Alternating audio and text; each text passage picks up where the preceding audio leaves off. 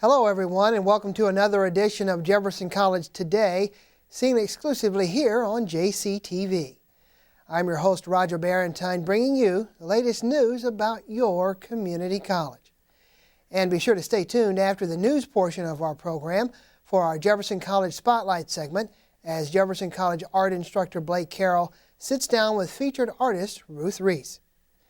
And with that, here's what's happening at Jefferson College, where great careers begin every day. The Jefferson College Cultural Council will host a jazz concert by well-known vocalist and recording artist Aaron Bodie on Sunday afternoon, April 15th at 4 p.m. in the Fine Arts Theater on the Hillsborough campus. It is part of a year-long emphasis by the community college on American art forms. Now, the Aaron Bodie Group has performed nationwide at venues such as Blues Alley in Washington, D.C., Zanzibar Blue and World Cafe Live in Philadelphia, and at Sweet Rhythm and Joe's Pub in New York. They have also played 3 European tours, and in late 2006 they traveled to South Africa to work with the Thimba Girls' School Choir. Aaron has opened for Jamie Cullum, Michael Bublé, Chris Bodie, and a host of other high-profile musicians. And most recently she performed with Garrison Keillor on A Prairie Home Companion at the Fabulous Fox. Bodie has consistently won over audiences with her personality and sincere performances, and her distinct repertoire and crossover appeal, evoking comparisons to Eva Cassidy and Norah Jones, have proven equally at home in large venues and intimate club settings. Bodie's talent and appeal have been lauded in the Wall Street Journal, the Washington Post, Jazz Times, the St. Louis Post-Dispatch, and other major publications. On her Max Jazz debut, Don't Take Your Time, Aaron performed her personal take on tunes from the Great American Songbook, pop classics, and her first original song, Don't Take Your Time. Then on her new album, Over and Over, she adds more original songs and arrangements, further developing her own unique sensibility. Now, admission to the concert is $5 for adults and only $2 for children, Jefferson College students, and senior citizens 60 and older. Tickets, by the way, can be reserved by calling area code 636-797-3000, extension 367, or purchased at the Fine Arts Theater box office 1 hour before the concert. For more information about Aaron Bodie, be sure to visit www.aaronbodie.com. Well, in other news, in connection with Jefferson College's ongoing commitment to personal attention and student success, the college will host a Saturday registration rally on April 21st from 10 a.m. until 2 p.m. in the Student Center on the Hillsborough campus as part of a special enrollment day for those interested in summer and fall classes. The community-focused event is open to anyone interested in pursuing a college education or upgrading their employment skills. And in addition to providing one-on-one help with course selection, the special event will offer express registration for any of the college's 3 locations, financial aid assistance, campus tours, free refreshments, and a variety of other activities designed for potential students who want to receive information about career plans and educational goals. Those that wish to enroll are required to bring a photo ID and show Compass placement test scores prior to the registration process. Faculty members, academic advisors, and admissions and financial aid personnel will be available throughout the afternoon to answer questions regarding specific college-related issues and the selection of available programs. Participants may also pay fees and purchase books and classroom materials in a convenient one-stop setting. And to make attending college more convenient for those with busy work and home schedules, a comprehensive list of day, evening, weekend, and distance learning online classes is available in several academic areas and career and technical education programs. For more information about the Saturday registration rally, be sure to contact the Jefferson College Admissions and Financial Aid Office at area code 636-797-3000, extension 217. The Jefferson College Foundation and the Jefferson County Growth and Development Association, or JCGDA, will co-host a unique Business After Hours networking event on Thursday, April 19th from 5:30 until 7 p.m. in the Student Center Viking Room on the Hillsborough campus, featuring an international flair. In addition to the networking and business card exchange, the special evening will include the opportunity for business leaders to serve as ambassadors for Jefferson County, as about 30 foreign students who are attending Jefferson College will be present for the meet and greet. Among the countries that will be represented are China, Jamaica, Africa, Japan, Bolivia, Canada, Mexico, Latvia, and Russia. And because most international students live on campus and do not have transportation, they welcome the opportunity to meet others throughout the Jefferson County area and to share experiences and impressions from their own native countries. The Jefferson County Growth and Development Association continually seeks opportunities for businesses to informally gather, to exchange ideas, share information, and offer support. For more information about the free event, be sure to contact JCGDA Executive Director Betty Woolsey at 636-282-0673 or Carol Klein of the Jefferson College Foundation at 636-797-3000 extension 104, or you can email cklein1@jeffco.edu for an e-flyer. Well, in other good news, 3 students from the Jefferson College Music Department recently competed in the St. Louis National Association of Teachers of Singing competition held at Missouri Baptist University. Representing Jefferson were Kenneth Owens of Festus, who won first place in the Junior-Senior College Men Division, Curtis Finch, Jr. of Hillsboro, who won first place in the Freshman College Men Division, and Tara Green of Imperial, who won second place in the Freshman Women Division. They were each taught by Jefferson College private voice instructor Laura Vaughn. And participation in the Jefferson College's music programs, in fact, has increased significantly, and it continues to grow as students and community members learn about the numerous opportunities available. Following the NATS competition, TV production student Heath Kennedy caught up with Curtis Finch, Jr., who talked about his musical career and performed some of the winning selections from the vocal competition. I'm Heath Kennedy, here with Curtis Finch, a singer here at Jefferson College. I understand that you just came into the studio and performed a few numbers for us. I did. I had a scholarship presentation to give not too long ago, and I had to get this thing together, so I decided to come and do a few songs. And my first song was Tole Te Mi La Vita. What's this song about? The song is basically about how this guy, he loves this girl, and he'd rather not even go on because he doesn't have this girl in his life. So it's kind of a sad song. Well, let's give it a listen. Tole te mi la vita ancor,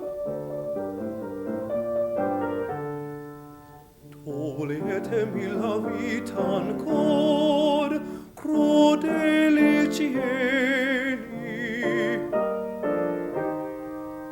crudeli cieli, se mi volete rapire cor, se mi volete rapire cor. Toletemi la vita ancor, toletemi,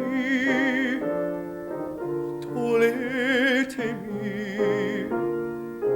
toletemi la vita ancor, toletemi la vita ancor.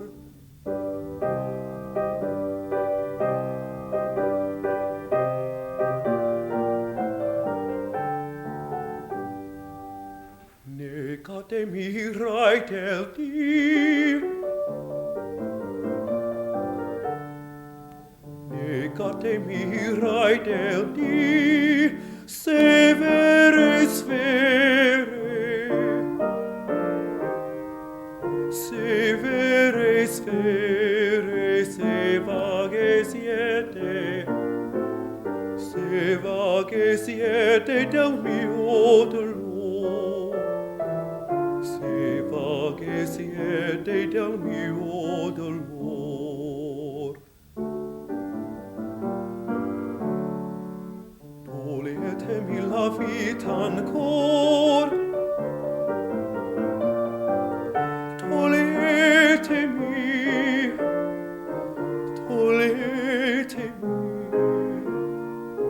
toglietemi la vita ancor, toglietemi la vita ancor.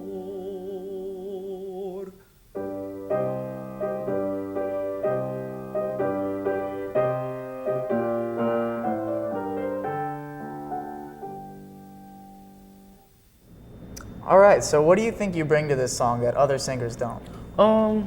I try not to look at it such as what other singers don't bring to it, but what I bring to it is just like more emotion. I make sure the audience understands what I'm singing about, even though it's not English, that they'll know on my facial expression is that I'm kind of down looking, so they know it's a sad song. And what was your second number called? My second selection was called Tute Si Beau, and it's about this flower, how fair this flower is, and it's a beautiful flower, and that you just live to see this flower every day. And here it is. Tute si beau, tu resplendita flamo d'ocuscio, lucre brison le presan fro, le nuages légers.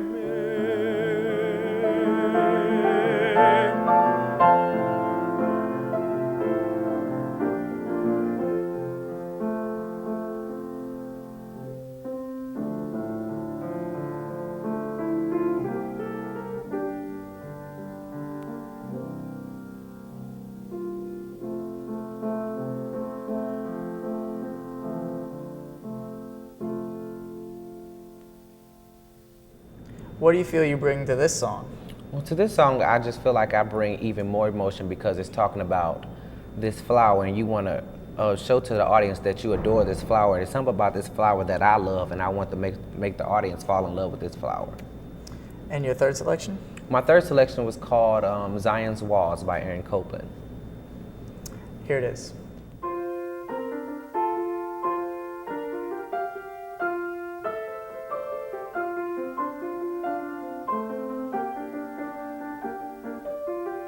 Come, fathers and mothers, come, sisters and brothers, come, join us in singing the praises of Zion, the praises of Zion. Oh, fathers, don't you feel determined to meet within the walls of Zion? We'll shout and go round, we'll shout and go round, we'll shout and go round, we'll shout and go round the walls of Zion, the walls of Zion.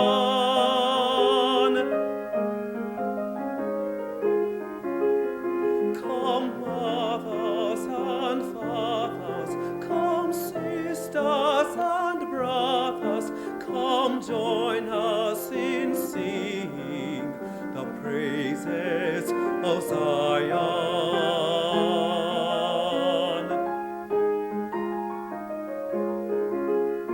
Come, fathers and mothers, come, sisters and brothers, come, join us in singing the praises of Zion. Oh, fathers, don't you feel determined to meet within the walls of Zion? We'll shout and go round, we'll shout and go round, we'll shout and go round, we'll shout and go round the walls of Zion, the walls of Zion, the walls of Zion.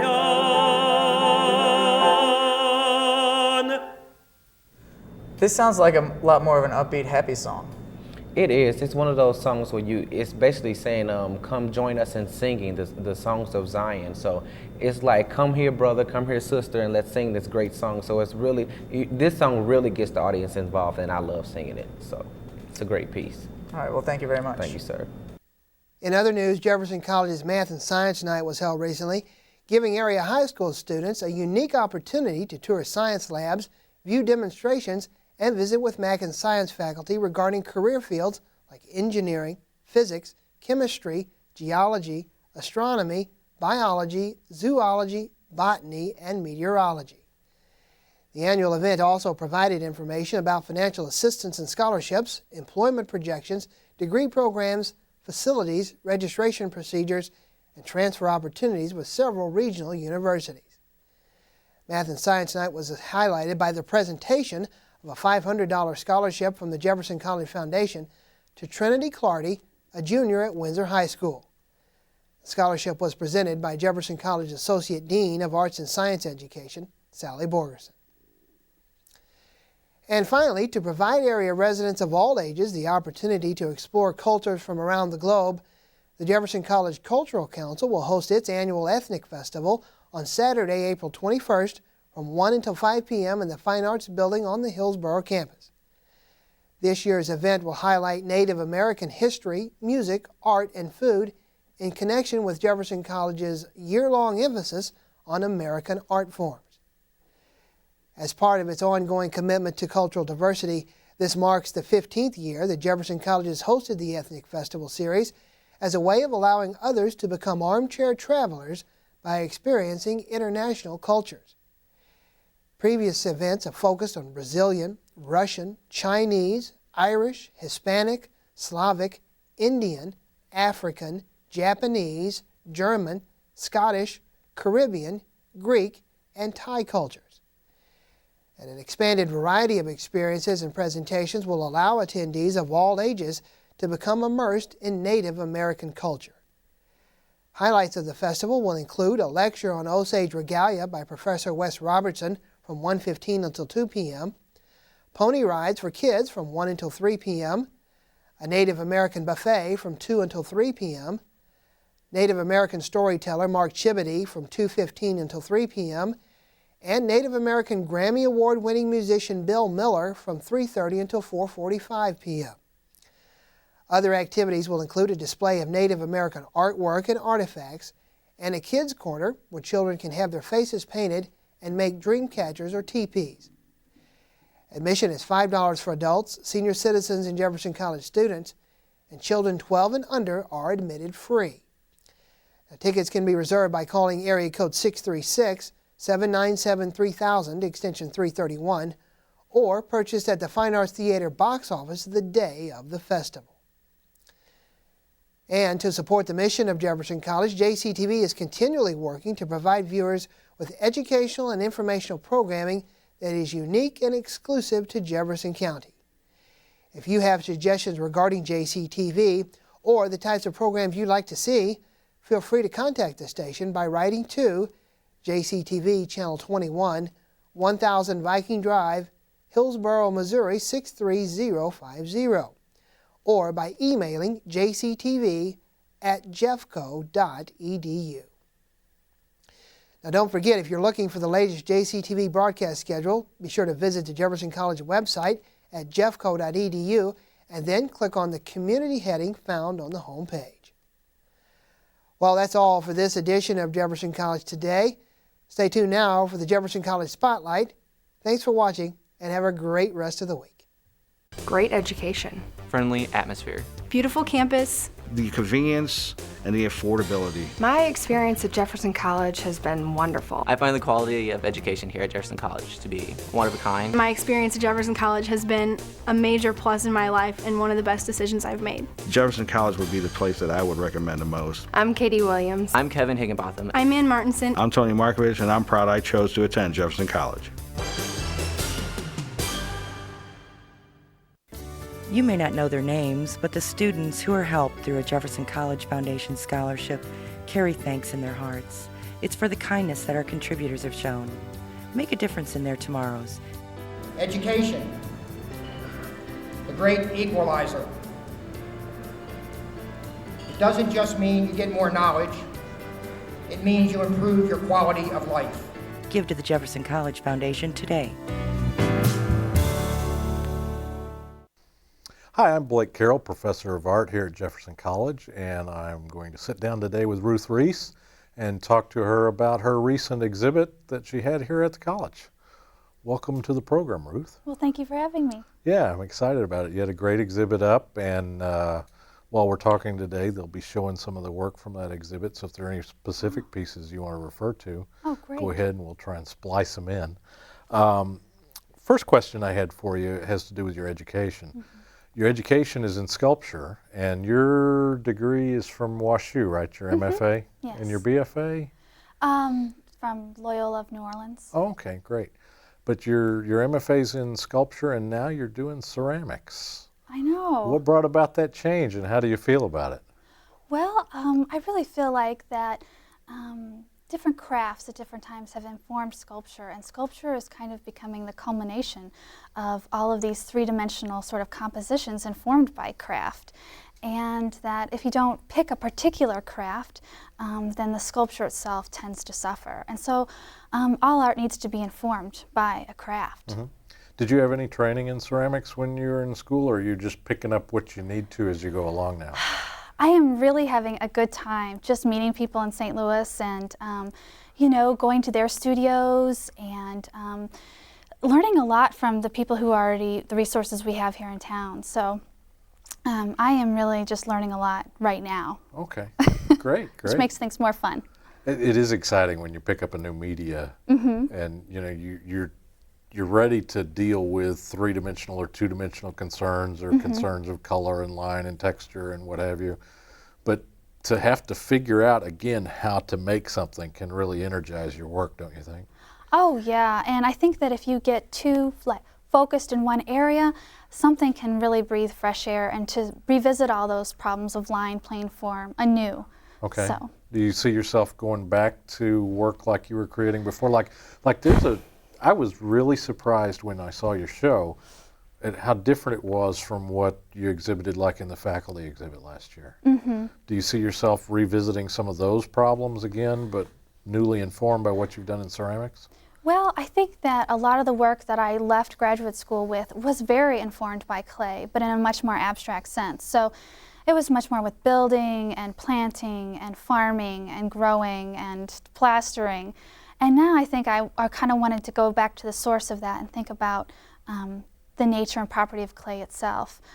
Maybe the faculty exhibition was a little bit of I think it was a transitional period for me, actually. Okay, all right, great. How do you connect craft, or how do you see craft connecting with the fine arts?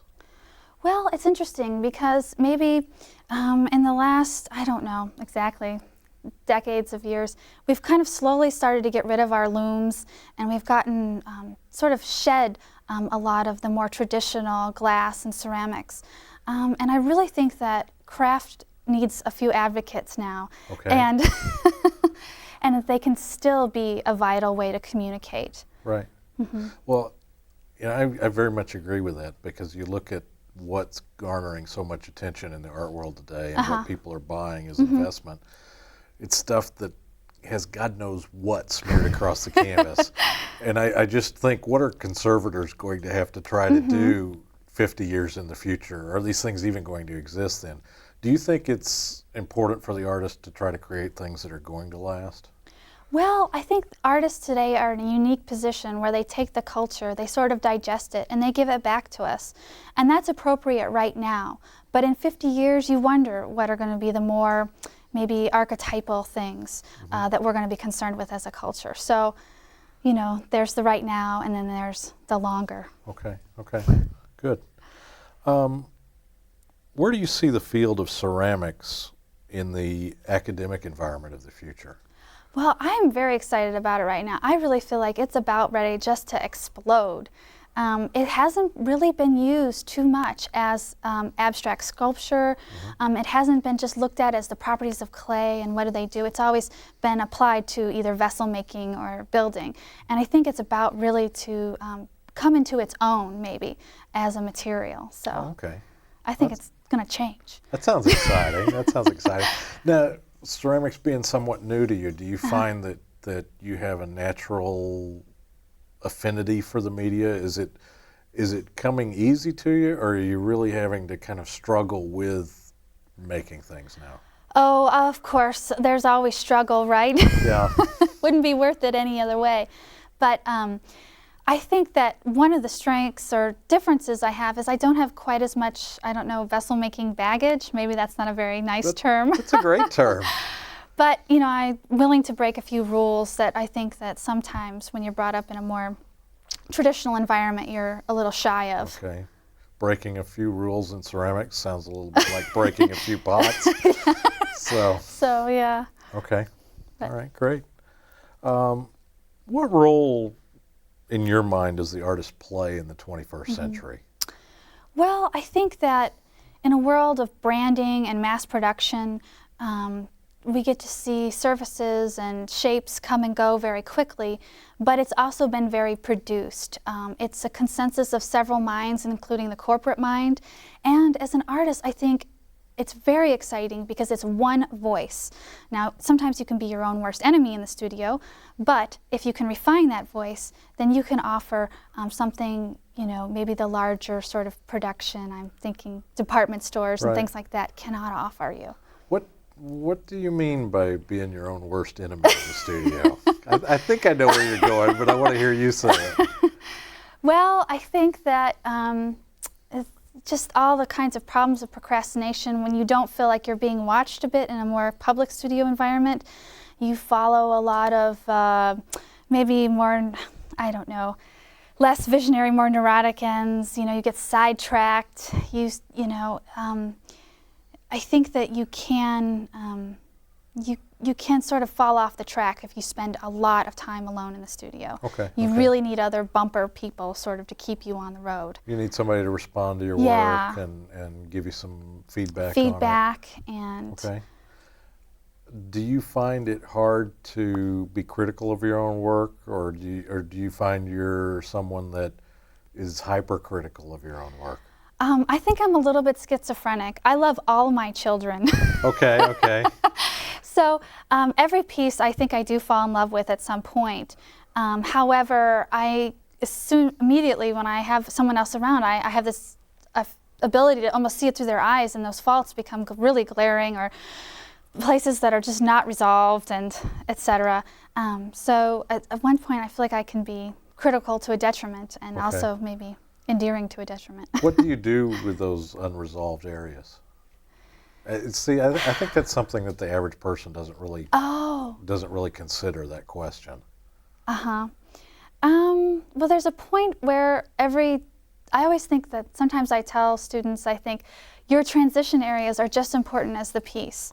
And if you can't make one smooth movement into the next, if things are disjointed, if they don't actually move content-wise or formally into the next sort of event, then that's a disjointed area. Do you think, for you then, is the making of the work or the work itself, the finished product, more important? That's a really good question, because if you're not giving something that the culture needs, then maybe you shouldn't make that work. However, you have to feed yourself as an artist. So I think that I'm at a point right now where making something that I can enjoy the process of has become paramount. Okay, okay. How do you know when something's finished? Well, that's a good question. That's you know, I kind of have my own answer to that, but again, I think it's something that the average person, you know, looks at with this sense of wonder, because they might come in the studio and look at something that you're just getting started and say, wow, that looks wonderful. You know, don't touch it. How many times have you had a student bring something in and say, I really am in love with this, and you see 9 million things they can do to it? Oh, right. I think, well, on one hand, there's a very analytical way to answer that question. Is it balanced? If it's a picture, are you supposed to move out of the sort of picture plane? Do you stay within? Are the colors, is there a color scheme that's sort of good, you know? So you have those more formal design questions. On the other hand, I think that you just know immediately when When have you finished telling someone that you care for them? How do you know when you're done making love? Or how do you know all those things? It's just done. It's just done and it feels right in the moment. Okay, all right, great. Looking at your work and thinking about what you were doing in the ceramic pieces where you were including the drawn figures, I was trying to come up with a parallel for it, and the best I could do for me, thinking about the work, was thinking about like Greek vases, where you had the great, battle scenes and everything else on some of those vases. Yes. Is that something you thought of at all, or does that just hit you new right now? Oh, I have really enjoyed looking at Greek vases. They have a beautiful quality of line. They're lovely drawings. They're somehow almost like illustrations, but they're so graceful, and yet they're mythic. And I want my pieces to be congruent with that. I want these drawings, I want these characters to be in the middle of a mythic scene on some level. And I remember there's one Greek vase where there's a man, and it's in the bottom of the vase, and he's throwing up because he's had too much to drink. And so they're not necessarily afraid to either include difficult times or sensual topics or nudity, or it's a really sort of meeting of everything that's human. Okay. Is there a common thread that ran through your exhibit that you just completed here? Would you like to talk about that a little bit? Well, I really wanted to include these sort of rough surface areas where you do have images of the figure meeting on it, like an epic moment for the human to sort of be a part of. And I really enjoy splitting vessels in half. Okay. And is it splitting vessels in half? Is it important for you for these pieces to be functional at all? Some of the pieces are functional, but to me, abstracting the bowl is important. You're dividing the bowl in half. It is a whole thing that has been ruptured by something that is larger than itself, that also is the material that it's made of. So almost we are like bowls. We are vessels. We have to contain things, but in the end, we will be able to contain nothing. We will no longer exist. And I want to make that beautiful. I want to make that breaking of the vessel beautiful. Okay. Is it important to you that you leave behind something that people will consider for years and years to come after you and I are gone? Oh, right. There is a cup. A cup is a very basic thing. It's the last thing that I think Diogenes gave up so that he could use his hand to bring water. So it's one of our basic things, and to be able to participate in making that, yes, it makes me feel like human. Great. Where else can somebody see your work now? Well, right now I'm also at Art St. Louis, and they have an exhibit, Honors 2007, and they're a great non-for-profit gallery that really invites the community in. And how did you get in this honors exhibit? Oh, well, I participated in an earlier exhibit, and then they pick a few people for an award of excellence, and then those people have to jury against each other. Wow. And then I think 10 of those are selected for a larger exhibit. Oh, great. How many pieces do you have in that show? 1, 27, 3? In the honors exhibit? I have 5. Okay, great. Fantastic. Yeah, it's very exciting. Do you have any plans for this summer? Right now I was very excited about a studio assistantship grant that I'll be attending Penland in the area of clay. Oh, great. And we'll get to really work on teaching there. I'm really excited. Okay, fantastic. Well, it's been great talking with you today, yes. And I hope you and the audience have enjoyed learning more about Ruth Reese and her artwork that goes on here at Jefferson College. Great. Well, thank you so much. You're welcome.